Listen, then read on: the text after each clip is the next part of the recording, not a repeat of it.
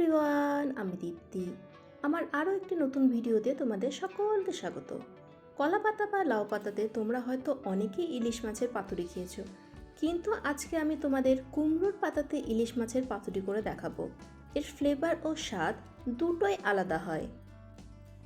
এর জন্য প্রথমে ইলিশ মাছের লবণ, হলুদ, কাশ্মীরি লঙ্কার গুঁড়ো আর 1 চামচ সর্ষের তেল মেখে 10 মিনিটের জন্য রেখে দেব। একটি মিক্সিং জারে 2 চামচ গোটা সর্ষে, 1 চামচ পোস্তদানা, স্বাদমতো লবণ, কয়েকটা কাঁচা লঙ্কা দিয়ে একটি ঘন স্মুথ পেস্ট বানিয়ে নেব।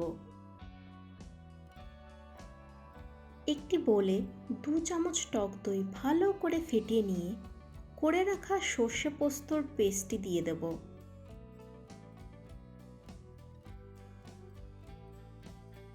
অল্প পরিমাণে হলুদ গুঁড়ো, ভাজা ধনে জিরে গুঁড়ো, কাশ্মীরি লঙ্কার গুঁড়ো আর 2 চামচ সর্ষের তেল দিয়ে ভালো করে মেখে নেব।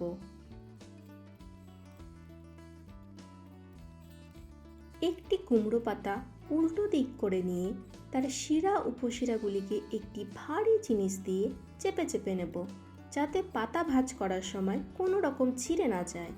এবারে করে রাখা মিক্সারটি পাতার মধ্যে দিয়ে তার উপরে নুন হলুদ মাখা ইলিশ মাছটি দিয়ে দেব।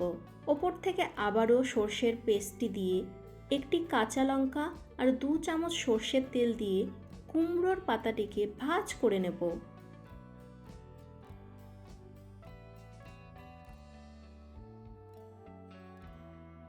আবারও একটি পাতার মধ্যে ওই আগে থেকে ইলিশ মাছ মোড়ানো পাতাটি দিয়ে ভালো করে ফোল্ড করে নেব। আমি যেভাবে করছি একদম এইভাবে করবে, দেখবে সর্ষের পেস্টটি কোনো রকম লিকেজ করবে না। এবারে একটি সুতো দিয়ে 2 সাইড বেঁধে দেব।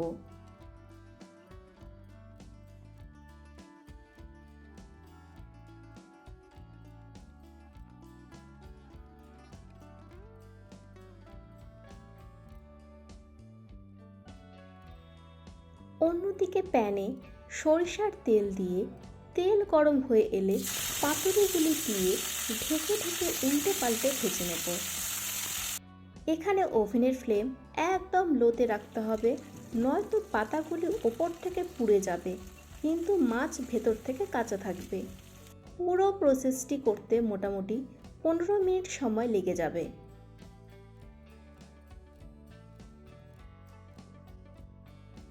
এতক্ষণে পাতুরিগুলি দেখুন খুব সুন্দরভাবে ভাজা হয়ে গেছে। এবারে তুলে নিয়ে গরম গরম ভাতের সাথে পরিবেশন করব।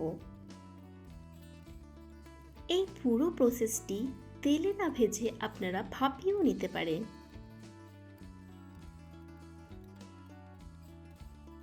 ভিডিওটি ভালো লাগলে লাইক করে দেবেন এবং চ্যানেলটিকে সাবস্ক্রাইব করে দেবেন। পরবর্তীতে আপনারা কোন রেসিপিটি দেখতে চান অবশ্যই কমেন্ট বক্সে জানাতে ভুলবেন না। ভালো থাকবেন, সুস্থ থাকবেন, আবারও আসবো নতুন একটি ভিডিও নিয়ে।